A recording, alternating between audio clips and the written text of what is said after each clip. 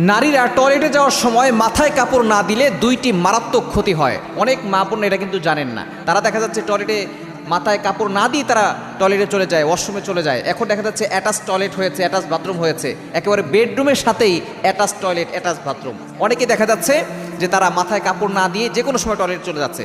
মনে রাখবেন, নবী সাল্লাল্লাহু আলাইহি ওয়াসাল্লাম এটা কিন্তু নিষেধ করে দিয়েছে। নবী সাল্লাল্লাহু আলাইহি ওয়াসাল্লাম টয়লেটে যাওয়ার সময় একটা দোয়া শিখিয়ে দিয়েছেন। আমরা কিন্তু অনেকেই দোয়াটা পড়ি না।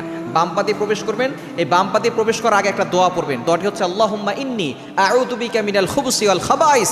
কেননা আল্লাহ রাসূল সাল্লাল্লাহু আলাইহি ওয়াসাল্লাম বলে দিয়েছেন যে টয়লেটে যাওয়ার সময় দোয়া যদি না পড়ো তাহলে শয়তান তোমাদেরকে কুনজর দিতে পারে, ধোঁকা দিতে পারে, কুমন্ত্রণা দিতে পারে।